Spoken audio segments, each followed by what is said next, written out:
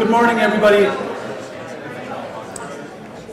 Good morning, everybody, and welcome to EdTech 2019.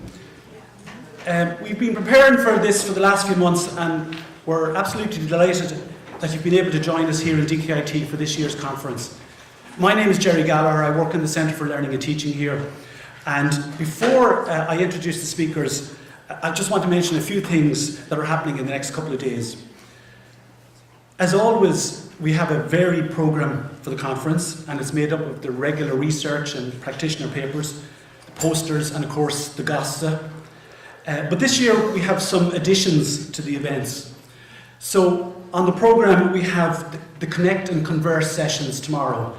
And I suppose what you say, these are probably like EdTech's version of speed dating. And the matchmaker for tomorrow will be Lisa Donaldson.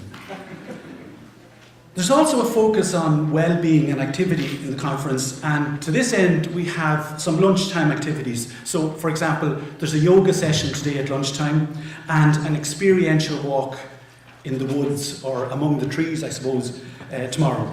And you can sign up for those at the registration desk. You might have noticed that there are no conference packs or bags this year, and we made a conscious decision to do this in the interest of sustainability and in an effort to minimise waste. And I just want to note that it's nothing to do with the fact that there's a Cavan man part of the organising committee. On a similar vein, the conference lanyards are reusable, and we'd really appreciate if you consider placing them in the boxes that will be available tomorrow at the end of the conference. This year we also have a number of prizes to be awarded at the end of the conference, but one in particular that I'd just like to draw your attention to is the best conference image that is tweeted using the conference hashtag. And the conference hashtag, it will probably be appearing, it's here on the screen, and it's also on your lanyards. And that will be presented tomorrow.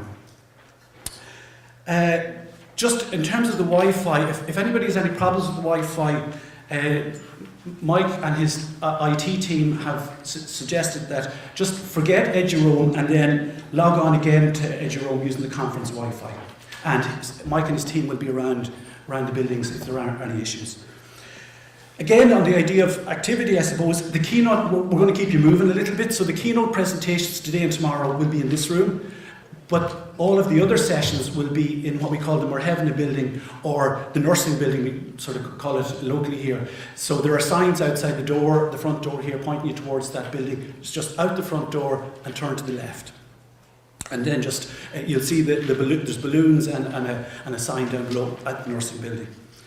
The last thing, just to draw your attention, is the fire exits. So in the hopefully unlikely eventuality of anything happening, the fire exits are out to the left and right once you exit the theatre here, and there are also fire exits at the front entrance. So that's all the housekeeping done now. So to kick off the conference, I'd like to introduce our president, Dr. Michael Mulvey, who will open the conference.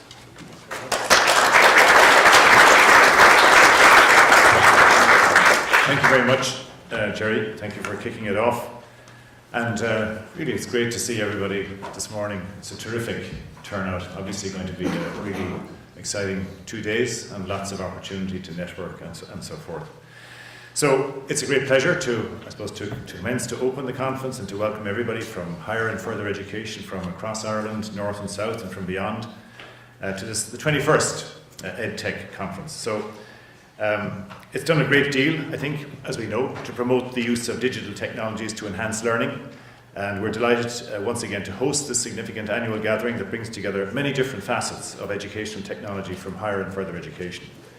So a lot has changed in the last 20 years, and I think it's about 10 years since DKIT hosted this particular conference. So in all sectors of education, we've seen increased focus on the integration of educational technology in response to the digital revolution that's transforming the world. And digital technologies, as we know, they've disrupted businesses, they've created new businesses, and how people connect and exchange information, how they interact with the public and in private sectors. Global businesses and citizens alike, we need an adequate policy framework and appropriate skills and infrastructures to capture the enormous value created by the digital economy and make a success of the digital transformation. In the education sector, we've seen the digital strategy for schools, technology-enhanced learning, strategy for further education and training, policy and strategy documents from the HEA and the National Forum. And they're all focused on exploiting digital technologies such that they will enhance learning and the student experience. So this is a subject that's very much close to our hearts here at DKIT. Over the past 10 years, we've built considerable capacity in the use of digital technology, and the work of the Centre for Excellence in Learning and Teaching, and in particular the MA in Learning and Teaching, or the MALT programme so-called, they've been instrumental in developing a culture of innovation in learning and teaching which has embraced the use of these technologies. So in this conference, we consider the role of digital transformation of higher and further education as an enabling and or destructive vehicle. Is it real or is it imagined? And to what extent does the rhetoric or indeed the hype associated with digital technologies match the reality in the classroom, either face-to-face or virtual? Over the coming days, we'll engage with digital transformation expert strategists from both the HEA and further education and training to answer some of these key questions. The conference has invited 2 national policy experts in education and digital transformation strategy to deliver a capstone keynote address. Dr. Rory Nevin of the Higher Education and Emeritus President himself of an Institute of Technology, and Mary Lyons, Director of National Innovation Solace, will set out a vision of what digital transformation might look like as we move forward in this digital age. We'll also learn from our international keynotes who practice at the virtual chalk face of this powerful theme. International digital transformation experts Professor Keith Smith, Professor of Pedagogy and Head of Learning and Teaching Academy at the University of the Highlands and Islands, and Dr. Sheila McNeill, Independent Consultant and Senior Lecturer in Digital Learning at Glasgow Caledonian University and Chair of the Association of Learning Technology, will present plenty of disturbing dilemmas as they consider the challenges, possibilities and implications that digital technology and practice bring to higher education, particularly in relation to physical and virtual learning spaces and the extension of higher education as a public good. So in addition, we'll also learn from you, the practitioners and the researchers, and I suppose that's where the real learning takes place, in that interaction over the next couple of days. The change agents of digital transformation. And as we seek to identify the opportunities, the challenges, and the stories that we can exchange and learn from each other. So I want to officially open this conference to wish everybody a very positive conference. I think it's a good opportunity for me to thank Maura Maguire and her team, particularly Jerry Gallagher, Paul O'Hale, our technicians, and I know there are many other colleagues involved as well, and the whole team at EdTech. But however, there'll be plenty of opportunity to dwell on this over the next couple of days. I wish everybody well and look forward to meeting everybody over the next couple of days. Thank you.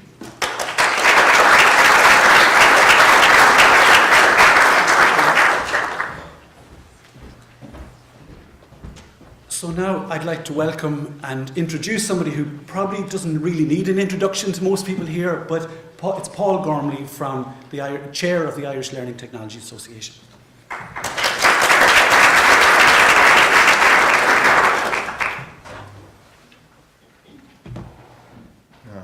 Okay, well, first of all, thanks very much, President Mulvey and Jerry, for that kind welcome.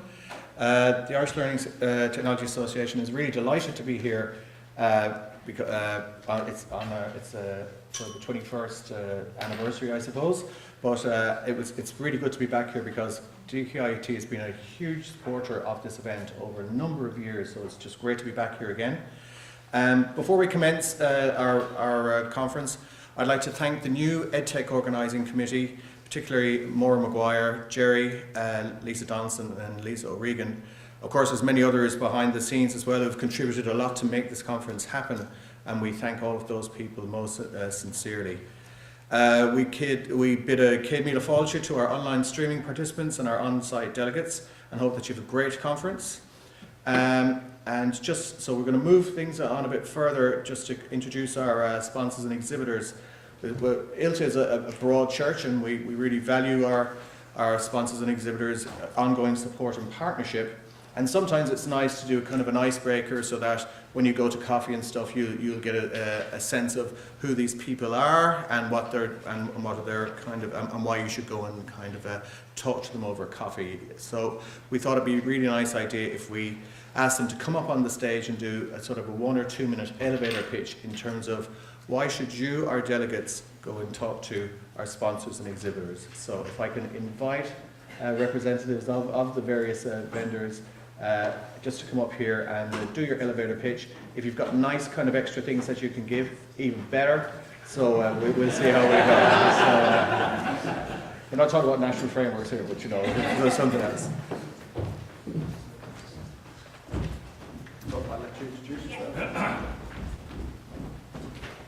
Hi everyone, so my name's Nicola. I'm from Turnitin, which many of you are current users of our Turnitin Feedback Studio. I'm in here with our account manager, Nasmin. We've got a couple of new products to introduce to the sector. So one of the big themes just now is contract cheating across higher education. How can we tackle that? How can we stop our students buying essay-milled essays and detect that? Right now in Turnitin, you can't detect that. It's an original piece of work, just not written by the student that is actually handing in the work. So we've got a new solution called Authorship Investigate, which helps in that investigation process and looks at the students' writing styles, etc., to see is it that student's piece of work. We've also got a new solution for STEM grading, so many of you will teach STEM subjects. We've got a new solution that will help you save time in feedback with that. So please come by our stand to have a chat about all the new products, and also any of you who aren't using Turnitin Feedback Studio currently, and you can get some more information from us about that as well. Thank you.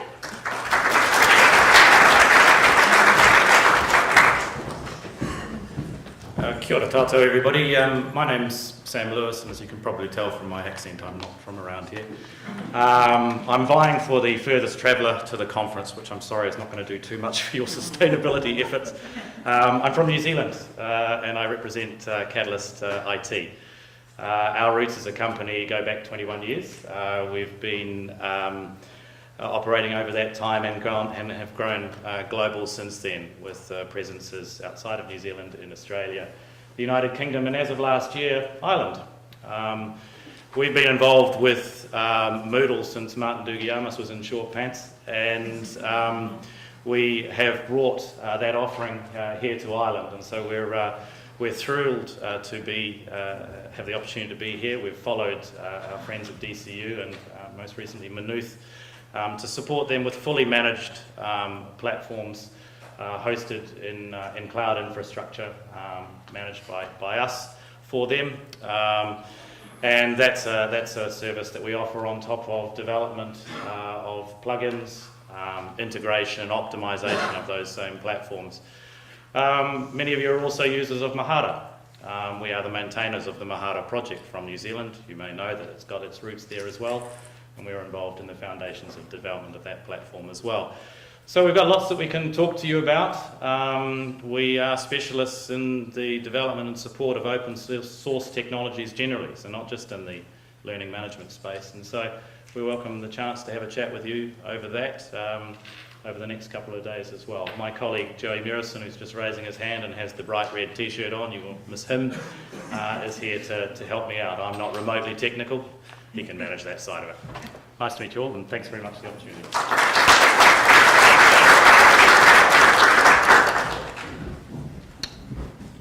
Hi, good morning. I'm Sammy Alton. I'm the Managing Director for Studiosity. You can tell from my accent I'm also not from Ireland. We're about 15 years old. We work with about 1.5 million students across the Commonwealth. Our partnerships were mostly in Australia and New Zealand. We're in about 80% of Australia's public universities. We came over to Europe about 3 years ago. We've got fantastic partnerships in Ireland here already now with Trinity College Dublin, with DCU, and we hope to have a handful more by the end of this year. The service that we provide is 24/7, mostly used out of hours, academic study support, especially when it comes to academic writing skills and building up your writing skills as you kind of move through the year, so that hopefully you can write it for yourself and not get caught by Turnitin. All right, so come along to the stand and speak to me if you want to find out more. Thanks.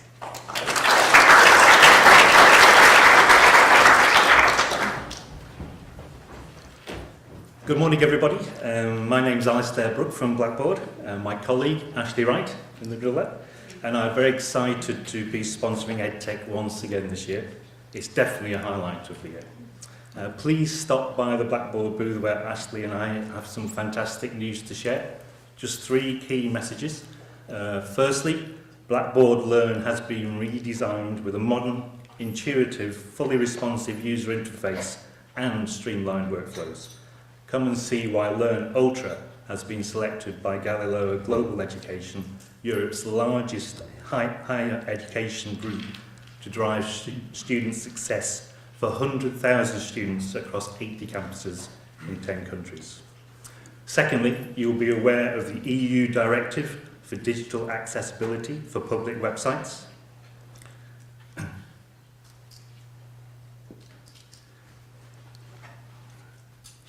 Turns off. Which became law in September last year. Blackboard Ally is helping institutions to meet this directive and enhance the experience for all students and staff. Today it supports Blackboard Learn, Canvas and Moodle, and support for D2L Brightspace is targeted for July. Join us at the Blackboard Technology in Action session at 11:15 today in room M122 to take a look. To complete the accessibility story, Blackboard Ally for Websites is now available to extend this capability for your institution web content beyond the VLE. And finally, for institutions that have a preference for Moodle-based solution, we offer Blackboard Open LMS, providing a reliable and scalable cloud platform for you to build your teaching and learning upon, with powerful enhancements for learning, advanced reporting and grading, with the backing of our global support infrastructure. Ashley and I look forward to meeting you. Thank you very much.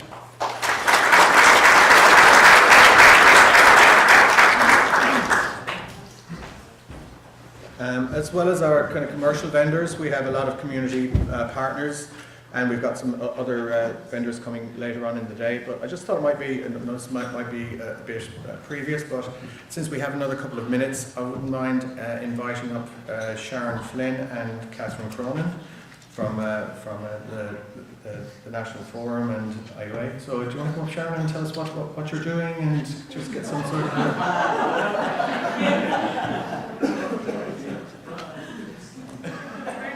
This is... Come on, Sharon. Come on, Catherine. I've never seen you not to take an opportunity.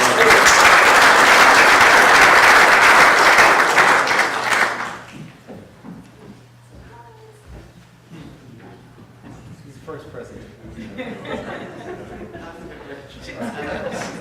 I know. It's only a half an hour slot. Well, thank you, Mr. Paul Gormley. Yes, as you can see, that was completely unexpected. A lot of you know me already.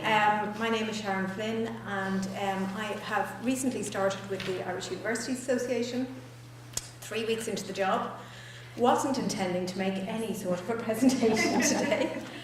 However, just very briefly, I have taken on a role as project manager for a very exciting project called Enhancing Digital Teaching and Learning. That's our new shorter version, across the 7 universities. You can certainly come and talk to me. I can only be here today, but if anybody would like to find out a little bit more about the project, please by all means catch me during the day. The aim is to work with disciplines and to look at staff development for all those who are involved in teaching and supporting learning. So please do come and talk to me if you'd like to, and I'll try and answer your questions. Thank you.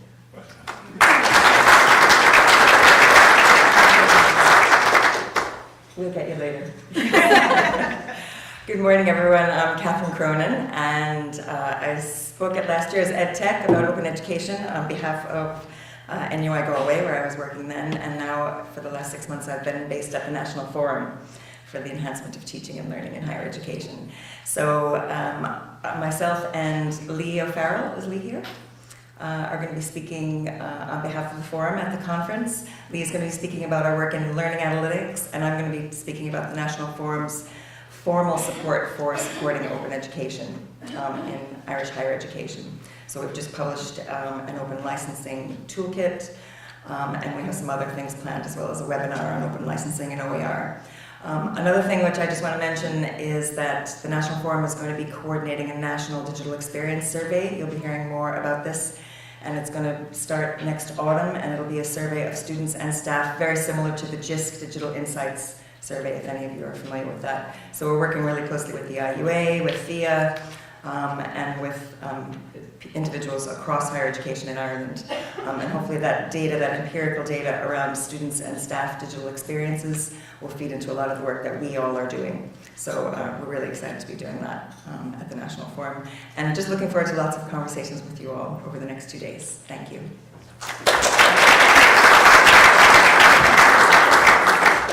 Okay, well, I think it's time to get into the meat of the conference, so I'm going to excuse you from your duties, so thank you very much, gentlemen and ladies. Okay, good. So I'd just like to, let me just get down here. So I want to get into the keynote piece here and just give a little bit of background context in terms of why the theme here is called digital transformation in Irish and further education, real or imagined. Now, the real or imagined thing, piece might be something that we work towards, whether we go through a process that ultimately is real or is imagined.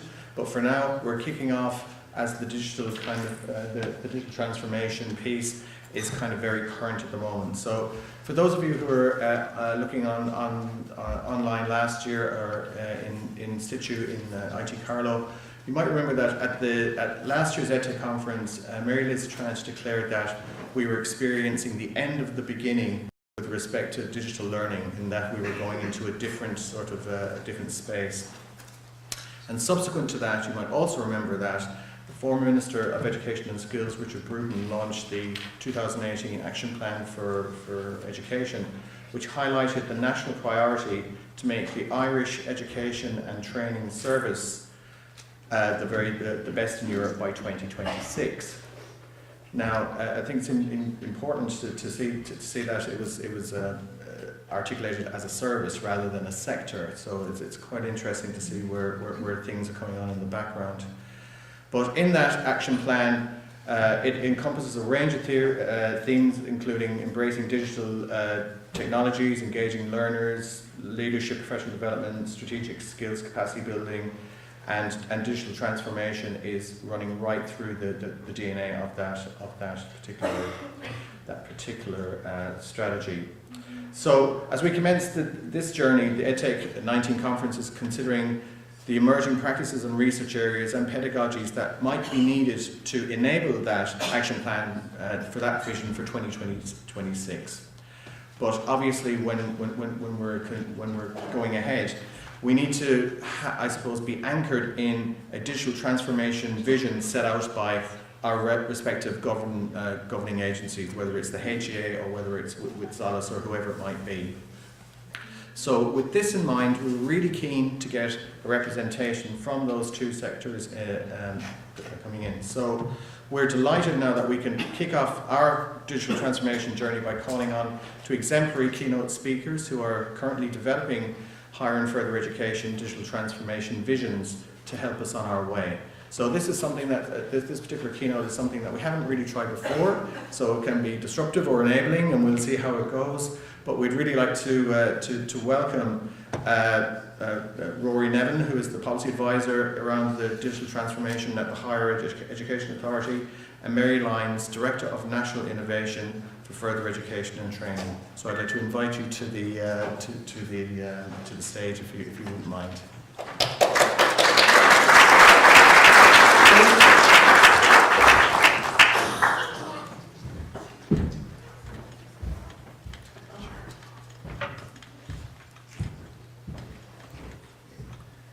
So the way we're going to do it is that Mary's going to do the first presentation, and then Rory's going to do the second presentation, and then we're going to have a little bit of a discussion around that, and probably get some some feedback from the group here as well. So it'll be a really nice, really nice kind of a keynote to kick us off for the next 2 days. So Mary, welcome, and over to you. Thank you very much. Good morning, everyone. I'm delighted to be here this morning at the invitation of Paul and the ILTA committee to join you in this exciting venture over the next 2 days. I'm really interested in hearing about all the developmental work that is ongoing in the sectors and exchanging views and insights. This morning, my objective is to share with you some of the experiences of the further education and training sector as we've embarked on the trajectory towards digital transformation. And you know, in the audience we have colleagues who have worked with us from the higher education sector to realise the vision that we formulated some years ago as a starting point for our endeavours. So I'd just like to take you back to then, about 2013, when the further education and training sector underwent a major structural transformation with the joinder of training centres and vocational education committees across Ireland to form new entities called Education and Training Boards. As you know, 16 were formed under the aegis of their representative association, the Education and Training Boards Ireland. At the same time, the legislation was enacted to set up the Education and Training Boards. We also had a piece of legislation which gave rise to Solace, the organisation that I work with on behalf of the sector. And Solace has a strategic mission in that while being a funding agency, it also has a key role in terms of strategic organisation, vision and vision development with the sector and coordination of various strategies and policies to realise the ambition of creating a further education and training sector in Ireland. And this is by no means a small ambition, given the fact that we are talking about 18 individual entities, 16 education training boards being independent organisations, much as your own institutions are, and Education Training Boards Ireland and Solace. So it's very much a collaborative endeavour in formulating the vision for the sector, which was enshrined in the Further Education and Training Strategy, which the first version of which comes to an end this year. And we're at a critical juncture now in formulating the new strategy which will lead the sector forwards for the next 5 years. So that's why I'm particularly delighted to be asked to work with you this morning through that journey, because we are at the point of refreshing and renewing our vision and taking account of where we've come from as a sector, but also looking outwards across the tertiary sector, here and internationally, to learn from experience, insights, research and development in terms of formulating the next steps for the sector in conjunction with all the aspects of the education system in Ireland, primary education, secondary, higher education and then further education training, which have all, I think, been imbued with philosophy, as Paul has said, where we're very much working in the context of a whole lot of national strategies. I mentioned the Further Education Training Strategy, but also we're talking about the National Skills Strategy, the various education plans over that number of years. We're talking about the National Digital Strategy, which is also being renewed, the Transformation Agenda, which is again being conceptualised at the moment. So we're working in a very strong policy context. However, my role in national innovation is to bring policy and practice together. So a lot of the work I do is very much in collaboration with other agencies, with other institutions like yourselves, with our colleagues in the sector, staff, management in all the various roles. And this is very much the way we work in terms of trying to realise the vision in those various strategies and action plans and practically enact them and adapt them and customise them for the sector. So really I'm in the business of customisation with the sector, if I were to put my work in a nutshell. Now we take a very evidence-based approach. That has been our hallmark in Solace from the very start. It's one of the key added value components we bring to the further education training sector, and not least in this area where we very much started our work by developing a skills profile of the sector. We didn't have any information really at national level about all of the various components across the country, and we undertook a major research brief back in 2015-2016, even to identify the number of people working in the sector, because it's a very fluid sector. We have a mix of part-time, full-time, occasional professionals working to deliver services to over 200,000 learners per year. that's over 360,000 places. So it's a very large and multifaceted endeavour with huge outreach in every corner of Ireland. So hence we have a very complex structure to the workforce, and even doing the survey was quite challenging. Some of my team, like Carol McCarthy here today, it was very much a problem-solving exercise to figure out how we would do it. But we ended up getting almost 50% response rate, which is unprecedented for this kind of research internationally, which gives us a very robust evidence base to build our strategies and plans upon. And we found out that very high proportion of female workers in the workforce, about 73% of the workforce would be learning practitioners. By that we mean people who are facing directly with the learner, whether in a teaching and learning capacity or in a guidance capacity, and then supported by an equal amount of support and administration workers and management workers. Again, the age profile is distributed across the age range, but with very few people under 35, because at that time, as you can imagine, we were in the midst of recession and there was very little recruitment. That would have changed in recent years, I'm glad to say. Again, very balanced as between part-time and full-time, as I said earlier. So again, this poses problems in terms of how we reach people in terms of any new development, particularly a transformation exercise. How do we actually engage with people who are working at a distance, who are working part-time or occasionally, as well as our full-time staff and management?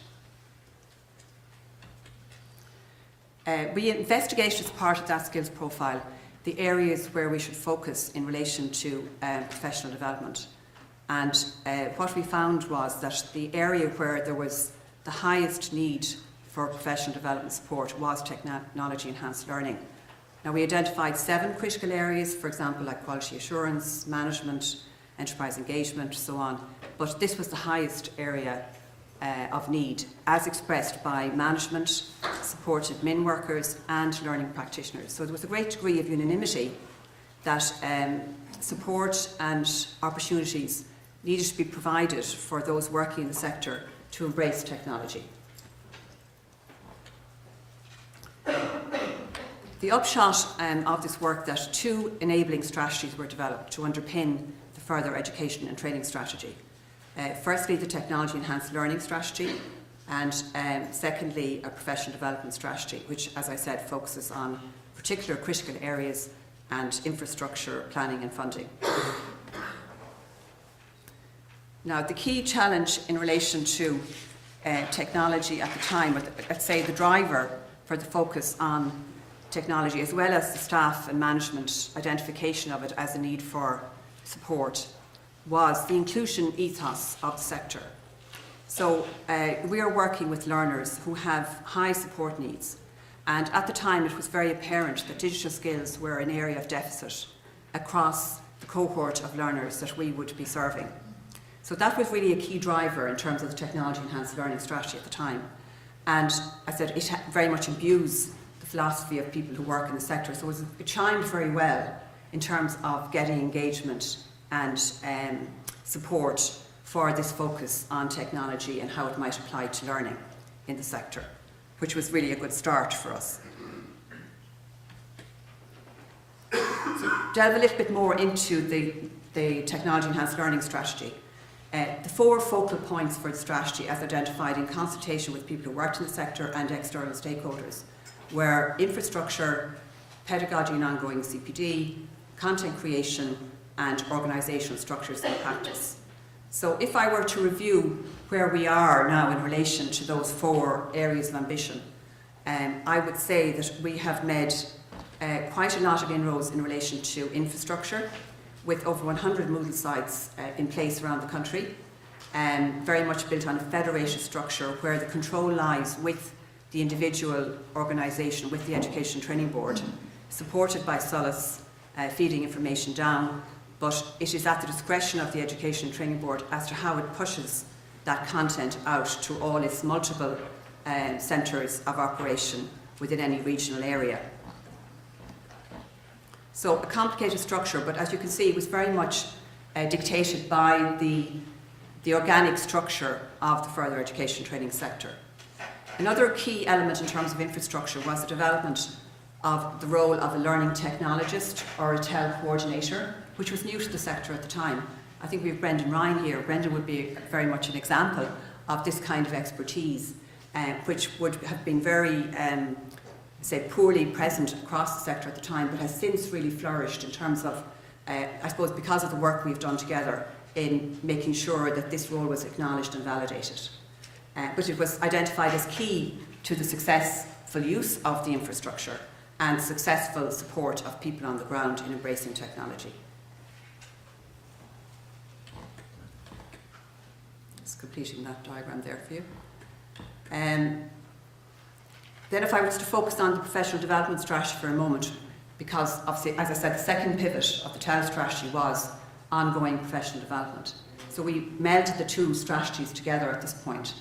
And goal 2 within the professional development area is very much about developing capability through relevant targeted PD. And as I said, TEL is one of 7 areas which we focused on. So I'm just going to give you the experience of the technology enhanced learning area, but in fact the model we used has been cascaded across all the other 6 areas as well.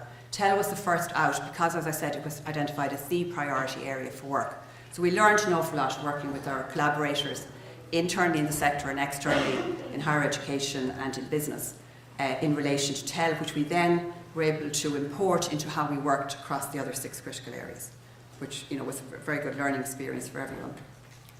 So we developed the idea of the concept of practice frameworks. We looked at various ways of trying to identify the needs, and we had a lot of rich research and data from the skills profiling exercise. But we felt that we wanted to really learn from international research and national research in the various education sectoral components in Ireland to bring those who are going to use the technology with us on this journey of transformation. So how did we do that? One of the key concepts was that we would work with staff on the ground and managers in working groups and technical groups to identify their practice. So we're going to build all our learning on actual practice. And these became practice frameworks across all the 7 critical areas, but as I said, we started with technology enhanced learning. And we formulated, as we identified practice, we realised that it needs to be a matrix approach, that we weren't looking just at practice among learning professionals. We were also looking at practice in relation to supported administration of those professionals and the learners that they served, and also the management who created the environment for learning in the various centres and institutions across the ETB network. So it was quite a laborious, involved exercise to develop the frameworks, but it has really paid dividends in that we have been able to, in this year, roll out pilots at 3 levels of learning for people working in the sector.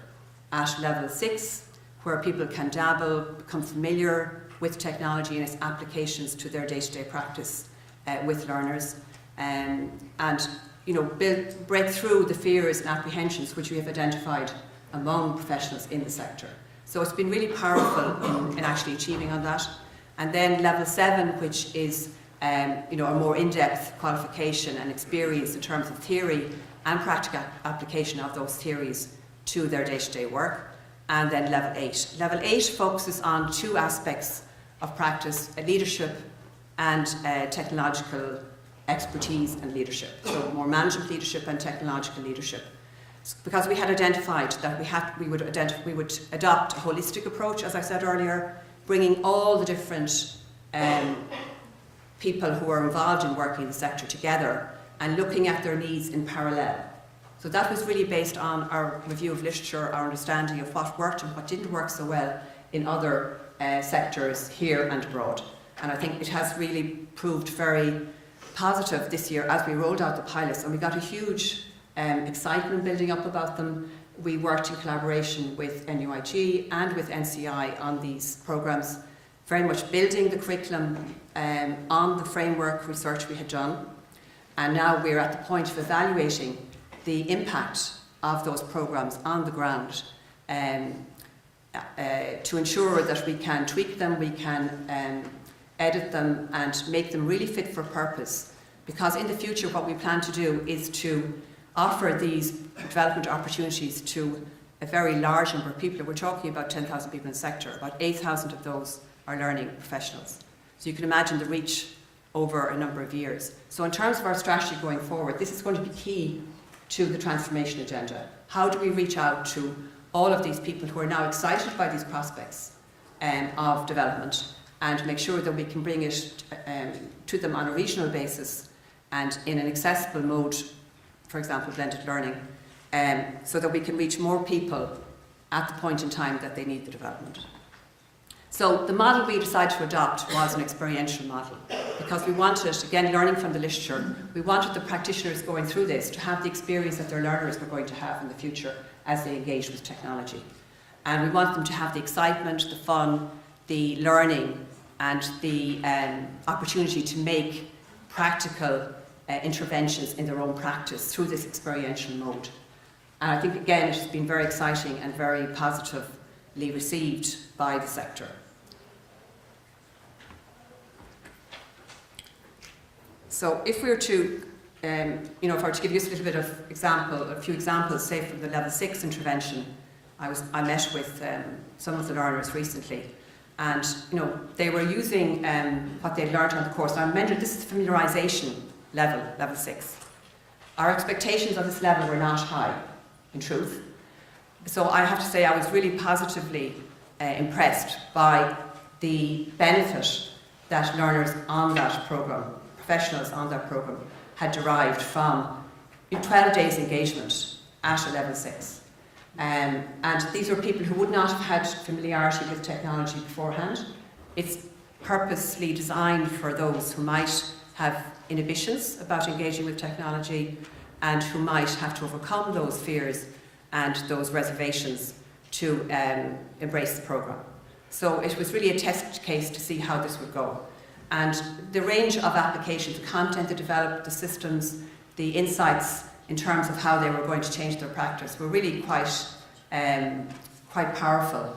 And most of all, I suppose, I took away from meeting with them their enthusiasm, which is exactly the kind of enthusiasm we'd like to excite among learners.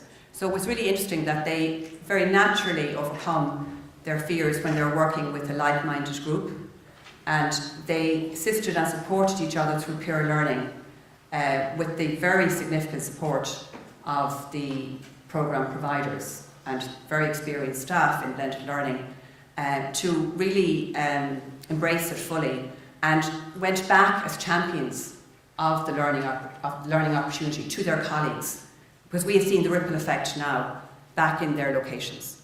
So this has been really insightful for us, as I said, because we did not have huge expectations of level 6.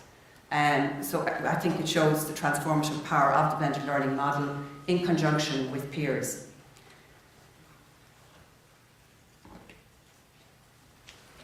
I'm just going to show you the clip now. So we have a reflection in this clip by Alison Jones, who is one of the people who would have been leading out in technology, as I mentioned earlier, technology coordinator. Her reflections on her work with practitioners.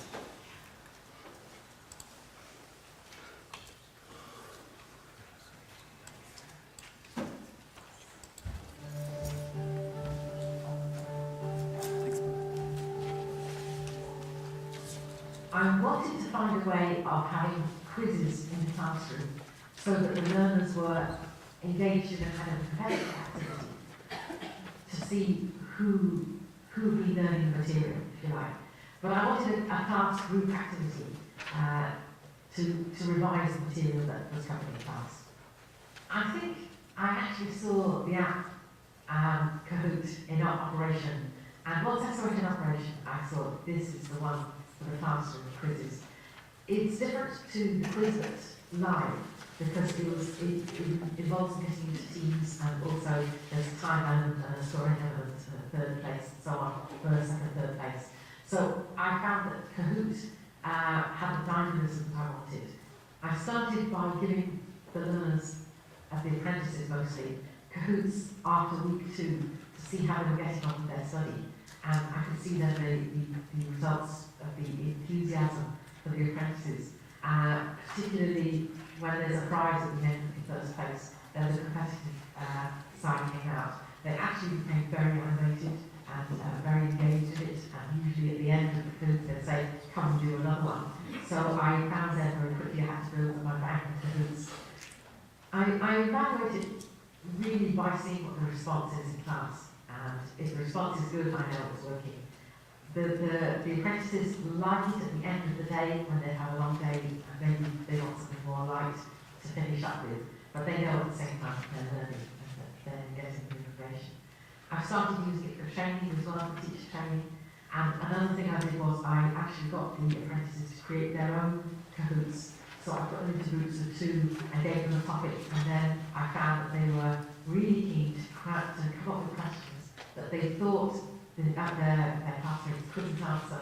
Then I knew I was on to a winner, because when the quizzes came up, they were very pleased to present them to the class, but also I found that they'd done the hard work, and at the same time, they really tested the knowledge of their fellow classmates. So once I hit upon that, and I got a group of electricians to create, I think they created 4 or 5 different topics for me, and I use those now for all the subsequent groups. But it's a tool of, by them creating their own groups, there's a lot of learning going on there, because without realising it, they were studying material in tech.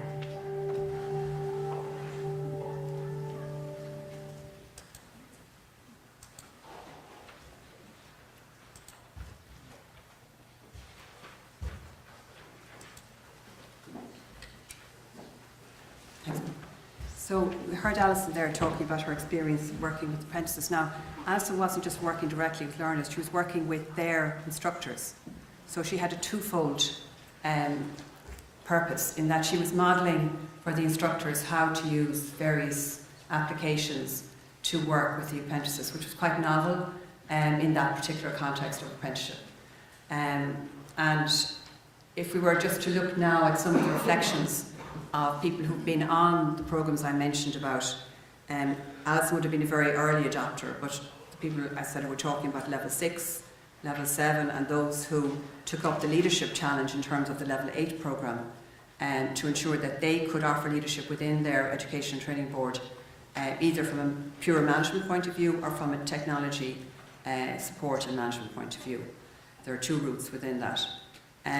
So you see how even within a short space of learning, people were able to go away from the programmes, able to support their colleagues, so not just, it didn't just impact on the delivery of their courses, but how they related to their peers and how they communicated options to their colleagues in terms of new learning strategies. Then moving on to move from using technology in traditional context, face-to-face, to actually embracing a technology in a blended learning format, much as they'd learned themselves. And which is quite a leap, in terms of moving from a learning situation to application in terms of developing a blended learning programme.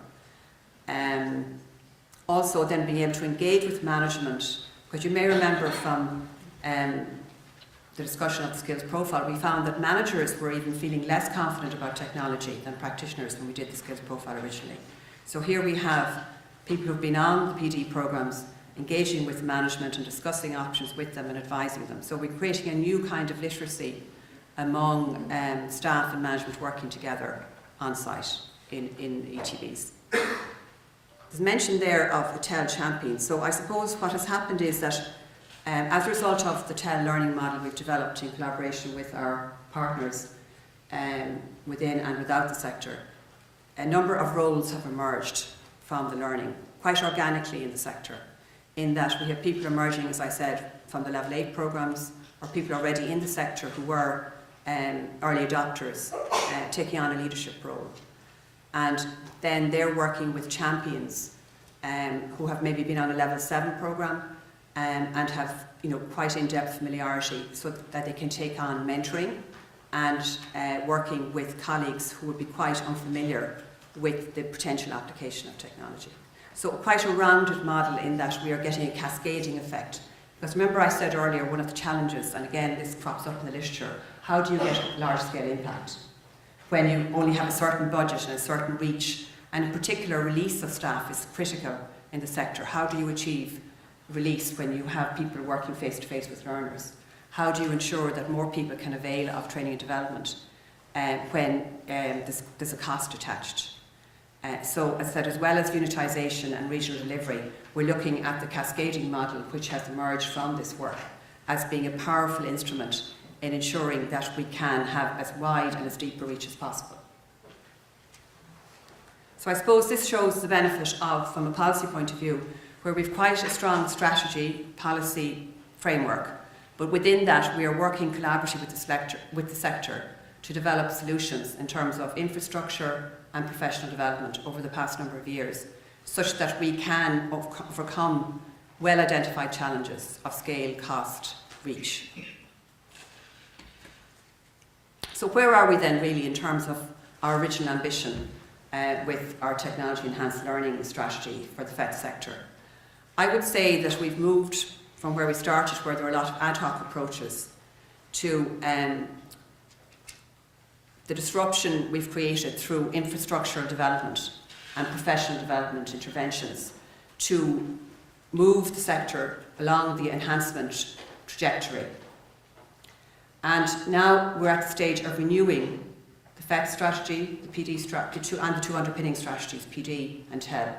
So we have a wonderful opportunity to take stock of where we are and look how successful, what we've learned. So we're doing lots of evaluations, research on the ground to identify where we are, and to then formulate our next phase of engagement with the sector towards transformation. And what's emerging very strongly from that research, connection with sector, reflection, dialogue with partners, is the potential there is to disrupt equally through pedagogy, data and leadership. So these will be the focal areas of attention for the next phase, it would seem. I'm sure there'll be others emerging as we go through the consultation process, but I'll give you kind of an early picture of where we are. As I said, strategy will be finalised towards the end of the year, but we're in a process of engagement at the moment. So pedagogy, because we want to move from a situation where we're substituting learning strategies and augmenting them through technology to actually redefining the learning experience for both the professional and the learner.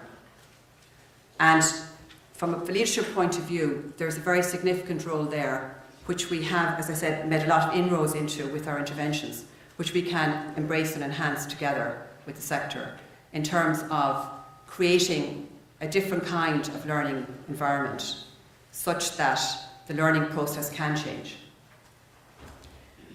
Data will be very important in this change. Again, looking critically at the literature and at our experience in developing ICT systems for the sector, we would have developed a very significant intervention in terms of a learner database, which works across all the 16 ETBs. It's called the PLSS system. So we've derived a lot of learning from that and rolling out large-scale systems. And we've also started to integrate our data sets with revenue and social welfare data, so we can capture outcomes much more accurately to show the impact of the learning and development interventions we're offering our 200,000 learners plus. That's been a really significant piece of work by other colleagues in Solus working with the sector over the last number of years. So equally we see the power of data in relation to assessing and reviewing the impact of changes in the learning process, including technological enhancement on the learning experience as much as the outcomes. So this will be, I think, a really exciting area for exploration in our next phase of the TEL strategy. So finally, just looking back, the ambition was mentioned earlier in terms of our overall ambition in Ireland to roll out the best education service in Europe by 2026. So what has been the contribution of the FET sector to that ambition? I would say that to date we've engaged in a very systematic, rigorous process of evidence-based research, development and collaboration across and within the sector, taking account of all of the learning gleaned from experience in technology enhancement in the learning context internationally and nationally. We have experimented, adapted, and we're currently reviewing our work to date both formally through evaluations, informally through engagement and consultation with our partners in the sector, such that we are renewing our enabling strategies in technology enhanced learning and PD as part of the renewal of the FET strategy overall. And to sum up, I suppose I'd encapsulate our approach by calling it a whole sector, strategically focused approach, working collectively with partners to achieve that ambition. Thank you very much.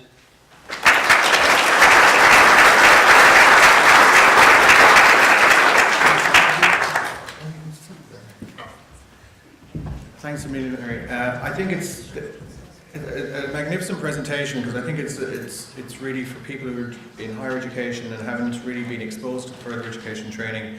You know, it's a different area, but it's a really dynamic space, and the way, I mean, we've been kind of working with Solace over the last few years, and the transformation has been very, very rapid, and it's very, very impressive indeed, because it's got a good body of evidence that underpins all of the decisions that you make, and the priorities as well. So that's really interesting. We're presenting at 2:10 on the level 8 piece of this particular initiative, if people want to come around, because it's got stuff around the leadership, e-leadership, as well as kind of the blended learning stuff. So it'd be nice to have two people there. Now I just want to pass over to Rory, and just so we can see what's happening from the HEA side of the fence. So Rory, you're welcome.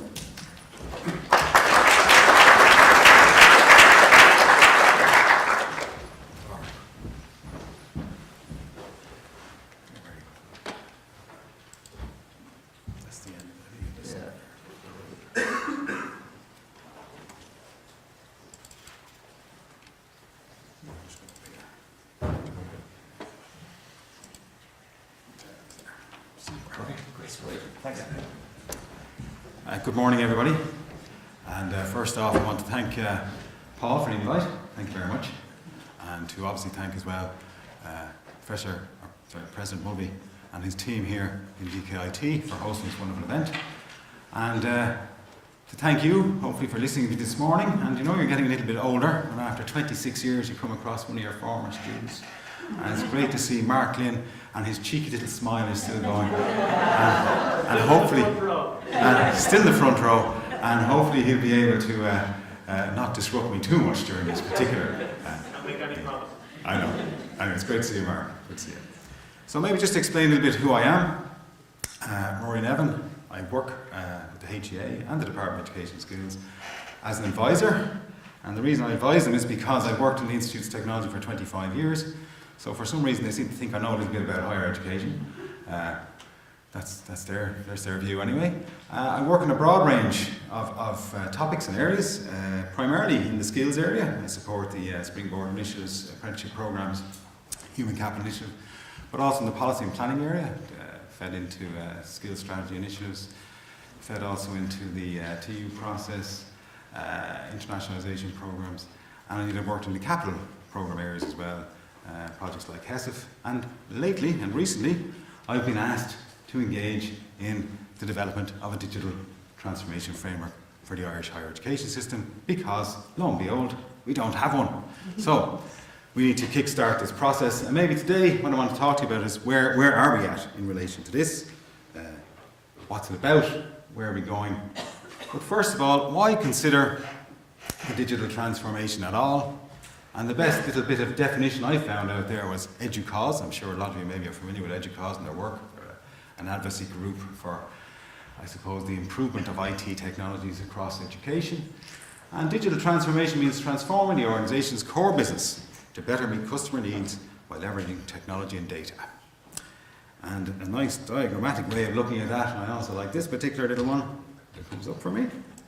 There it is. This, to me, kind of is the mind map for digital transformation. And you have drivers for higher education.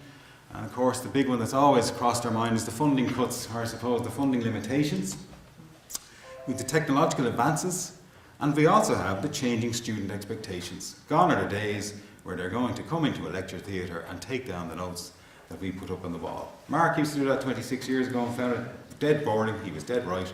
Modern technology now means students want interactive communication and learning, full stop. I suppose the components then of this in an organisational view are the technology has to be taken on board, and we've seen that from Mary's presentation, how that can be evolved and developed. The workforce have to commit, and there has to be an overall cultural change within the organisation. And then finally, what does this lead you on to? Well, obviously it leads you on to, I suppose, enhanced teaching and learning and innovation, improved graduate output and throughput, research capability enhancement, and also the potential to create new business models and strategic direction for our institution. So overall, digital transformation is extremely important for the higher education system. Oops, next one. And then what does it encompass? You know, what are the scope? What's the capacity?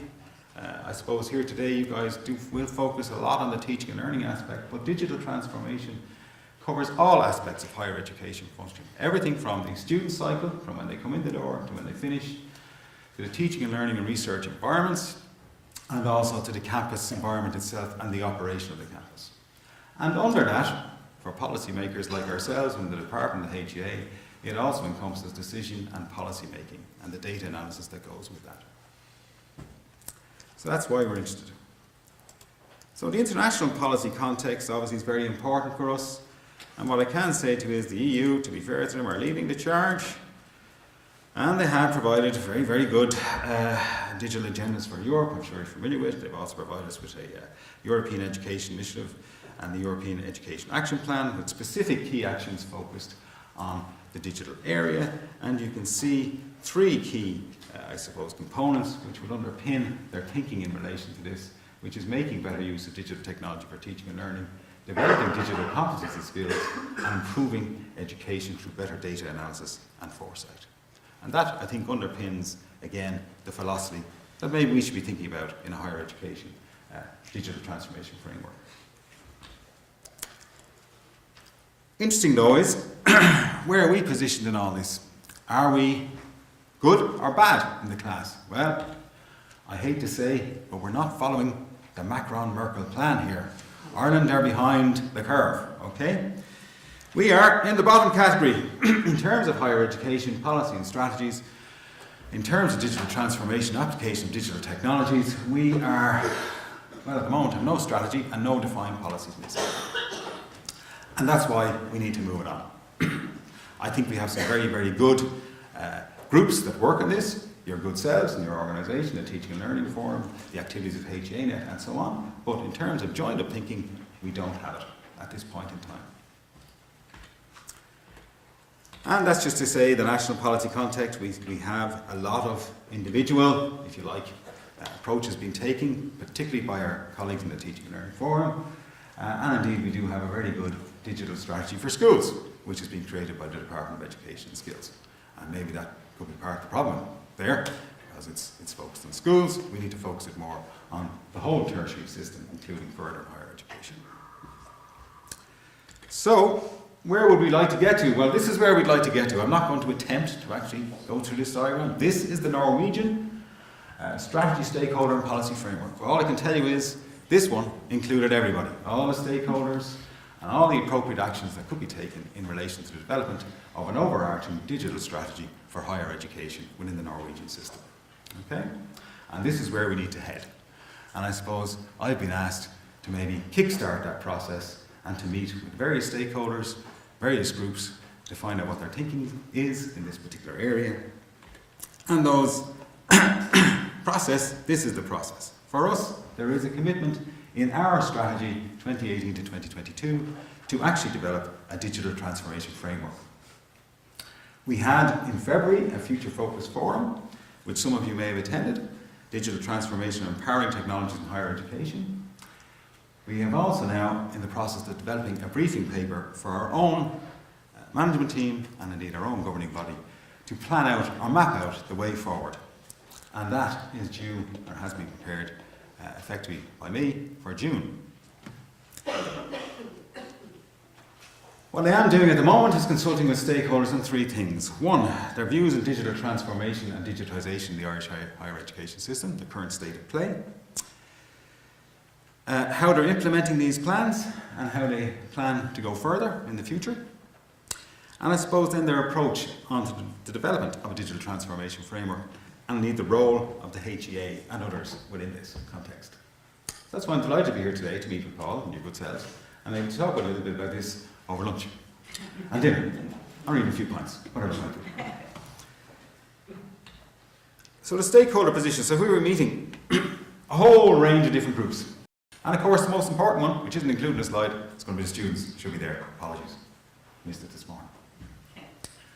We've gone out to a number of them at this point. What I can say to you is very interesting what we learned. The IOA, for example, are going to be presenting a new 5-year digital transformation funding strategy to the HEA and the DES.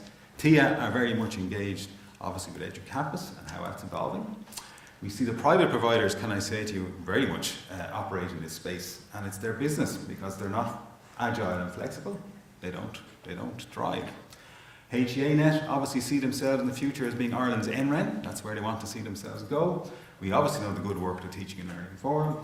And indeed the DES are very much pushing forward in terms of having a strategy because they have one for schools. They want to see one obviously for the higher education, further education sector. There's your good selves and there's the activities of the Commission and the OECD. So that's the type of positions we're looking at.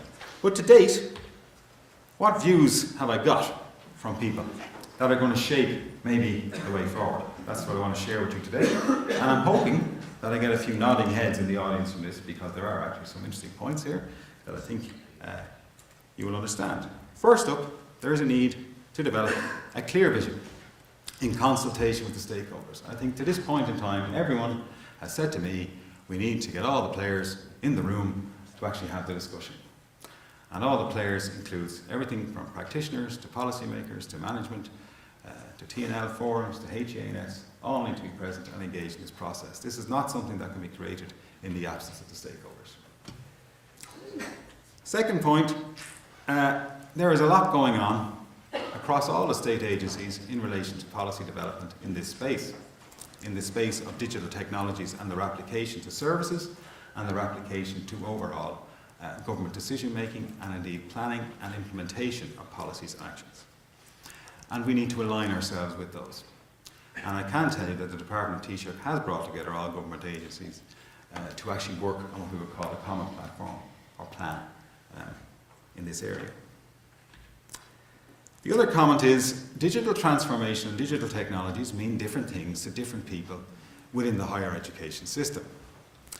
So for people in the practitioner field in teaching and learning, it is about improving the student experience. For the policymakers, it's about actually understanding how to improve performance and actually using data as a way to understand how to go from point A to point B in terms of throughput, performance, meeting skills needs, etc. Okay, so different things to different people. The other comment is that we need a consistent set of data definitions. At this point in time, different people again are using different sets of definitions to define what a student is. In actual fact, if you try to define a student in different types of students and learners, I don't think you'll find a consistent description, for example, for a part-time learner or an online learner or a blended learner across the higher education system in Ireland. So these things have to be seriously addressed, and we need that. The other one is we need to know what the current state of play is in terms of digital capabilities and initiatives. No one, to this point, has actually created what I would know as an overarching picture of what the state of play is in Ireland in terms of digital technologies applied in the higher education system, whether that's in teaching and learning, whether that's in system management, whether that's in institute management or development, facilities management, research and development. No one has a complete picture, and that needs to be developed. Also, the other issue here is the connectivity of the practices in terms of digital technologies. We could all be using different platforms, which isn't a bad thing. It's good to have differences because differences can create new ideas, but they need to be connected as well. If you want to have effective digital technologies and digital transformation, you need to have interconnectivity between these systems. At this point in time, there are concerns that we don't have that. Other comments that come through is we have some significant attention required in the areas of VLE, CRM particularly. Data security has become a significant issue. Research repositories, particularly in the context of the European Open Science Cloud. That will be very significant for the research community, and that if you're not part of the European Open Science Cloud, the simple reality is you will not be able to avail of the funding that goes with it. Other operational elements of the higher education system also need to change. When you're going from a non-digital state to a digital state, it means that you're going to have to change work practices, for example. You're also going to have to change or maybe implement common rules for students in different modes of delivery. So, for example, current student support systems are very much focused on the full-time learner, aren't necessarily focused on the part-time or blended learner, and that has to be seriously addressed. And then finally, I suppose, the role of the HEA and HEAnet, and indeed others, but in particular HEA and HEAnet, is critical. Both will be central to the development of a vision and indeed a strategy in terms of going forward. They will also have an important role in terms of the monitoring of progress. And indeed, they will be sharing this with other partners, particularly the Teaching and Learning Forum, your good selves and ILTA, and others within TIA and IUA. So that's the way forward. The development process that we're proposing, quite straightforward really. Get a good steering group of people that know what's going on and can actually map out the future. The work programme is what's currently going on. We need to find that out. We need to do a very detailed analysis across our higher education providers as to what is going on. What is going on in terms of teaching and learning activities, research activities, institute management activities that rely upon or use or utilise digital technologies. We need to get that picture. We need to identify what good practice is, and we need to identify where people want to go. Secondly, we need to get exemplars of good practice in other jurisdictions on board as well. We have identified a few at this point. Obviously, an overarching policy, Norway seems to be a good picture. From a HEA perspective, what they're doing in New Zealand and the TEC and their approach to data analysis, data capture from higher education institutions has been very, very informative for us. So good to see you over here, gentlemen. I might have a little chat with you later on about that. That's okay. And the other thing is obviously the shared vision. What is it?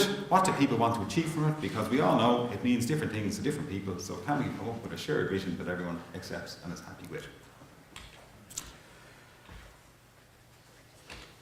Then the next thing obviously is create the framework, the strategy. Must have clear timelines. At this point in time we think there will be different timelines to achieve different things. I think you shared a very good report with me last night, Paul, and I did get a chance to go through it. And this notion of what can be implemented in realistic timeframes of 1, 3, 5, 7, 10 years. Responsible areas and responsible parties for the actions. The simple reality is the HEA is not in a position to deliver on the specifics of these technologies. We are a policy development agency and a funding agency. That's what we will do. We will be heavily reliant upon the likes of HEAnet, Teaching and Learning Forum, and other organisations and groupings within the system to actually deliver on the actions. So there's other considerations here. There is no doubt the inclusion of the reference to a digital transformation framework has created a certain level of expectation in the system. And with expectation comes obviously, resource considerations. And there is no doubt that the resource considerations for digital transformation could be quite significant, in fact immense. So we do have to, I suppose, temper people's ambition in this regard. There is a limited pot, but let's look at it in a sequential way. Let's see what we can actually achieve in appropriate timelines with the available budget. So I suppose I was trying to think, before I finished off, could I come up with a decent quote somewhere that might kind of, help you think this through the day. And unfortunately, the likes of Einstein and others weren't around in the digital age, so I couldn't go with a decent quote. So I said, well, I'd find something that I know only about 10 people are ever going to read. And this is one of the first sentences from my report to the governing authority for the HEA for digital transformation. And I'd say only about 10 people ever bother reading the whole damn thing. But what I did want to highlight is the big bold words, okay? The digital age, higher education, and their future of both of them is intertwined in a synergistic relationship. We need to accept this, understand it, and deliver on it. That's really all I have to say. Thank you very much.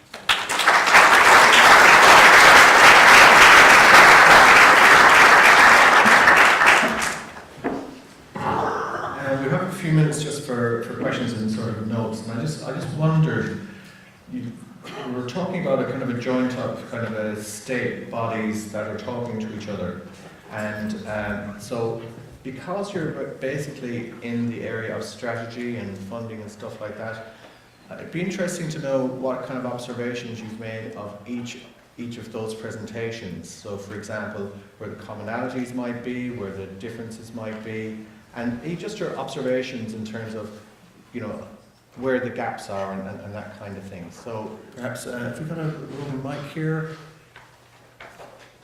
No.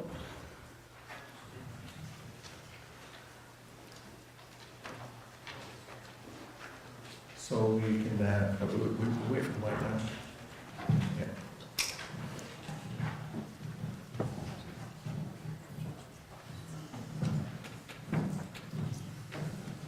So it's for the keynote surgery.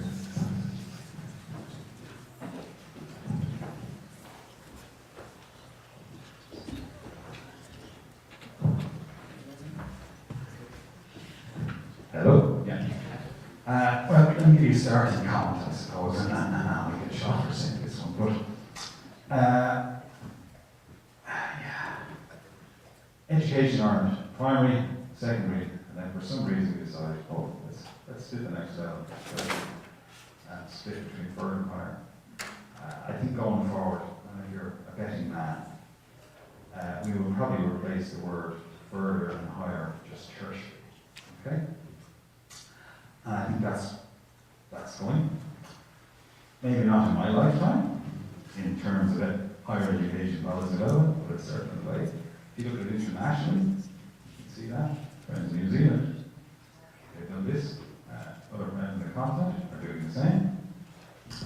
So I think there will be a greater interconnect between further and higher education policy development. In actual fact, certain activities now have greater connection. I pointed to the skills area, across the skills area, and certainly the function of the department of education and skills will specifically require further and higher education to come together in the skills area in the next few years. And the funding costs associated with that are clearly linked, particularly when you consider, for example, the National Training and Development Fund.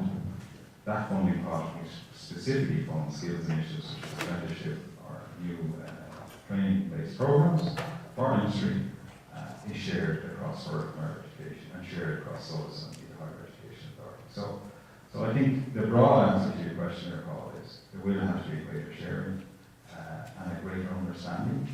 And one thing I would love to see actually is more shared programs across further higher education.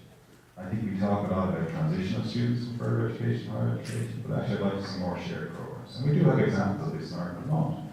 Our current apprenticeship scheme is delivered across both the further and higher education students. And actually quite honest, not that much. But certainly there's some negatives to it, but it works. And I wonder, should we actually looking at more of that, whereby we could actually have our universities and higher institutes of technology working with our local education training boards on the development and implementation of not just student-related programs, but also staff development programs in the teaching and learning space. Why not? Good. We're doing our best in terms of elaboration to infuse thinking. I agree that the development of a framework for tertiary education is actually in action with the Department of Education, the current action plan for education. So it's on the map. And as I said, we had a visit from Tim Fowler for the Future Focus meeting, and he's the head of the relevant authority in New Zealand, and it is linked tertiary. So yes, there's a lot of joint there, and with the development of say apprenticeships at the moment, they're run across from levels 6 right up to level 9. So all the forces are heading in that direction. But there are a lot of differences as well, in terms of institutional culture, structures, ways of working. So I think there's a lot to learn across the sectors. Certainly in terms of our developments, we very much take cognizance of, as I said, what the research to date on what is working, what hasn't worked, and try to circumvent some of those negativities in the way that we have worked strategically, collaboratively, within and outside the sector, and particularly working with the sector. For example, one of the groups that we have would be a TEL action group in every education training board, comprising all levels of staff, but working to a TEL action plan which derives from the strategy. So very much connecting strategy with implementation, both feeding down and feeding up. So again, that's very evident in literature that policies and strategies are often developed in isolation, and they become, as you said, and you said, Rory, papers or strategies that are never read, and therefore never embraced. So it's really, I think, a policy imperative that we ensure that the strategies we develop, not least this one, which is going to be a very important one, is implementable. I think the wide consultation is going to be really key to that, to identify the drawbacks, contingency plans that need to be drawn up, and in particular allowing for organic development. Again, we learned that very much from research internationally and locally here, that in the way we designed our approach, we knew it was going to be a long game. We're talking about 5-year strategies, 3-year implementation plans over successive periods, and very much learning at each stage from review and reflection, but working then to renew each phase with the sector. So it's very much learning from the organic developments. While we were developing national programs, all of the education training boards were developing local learning hubs, champion groups, mobile learning vehicles, so they could actually get around their dispersed areas of being technology to outlying areas, just to introduce people to potential. So lots of really creative ideas in how practitioners on the ground can take strategic thinking and really make it work, but in a way that fits with their culture and ethos on the ground. So I think, and then capturing that and bringing it up into the next phase. And that requires a lot of, you said, consultation, engagement, review, a lot of painstaking work, and sometimes, we might skip over that. So it's really important that we take the time to learn from each phase. Okay, I know that you want to talk to a lot of people around here, but I think it's probably a good idea if you're trying to approach that with a strategy of having a coffee in their hands.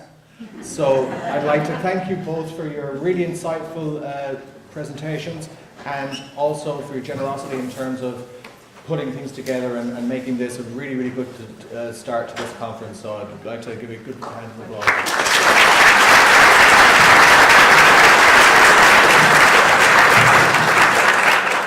Okay guys, so we're finished the keynotes and we're heading down to the nursing building.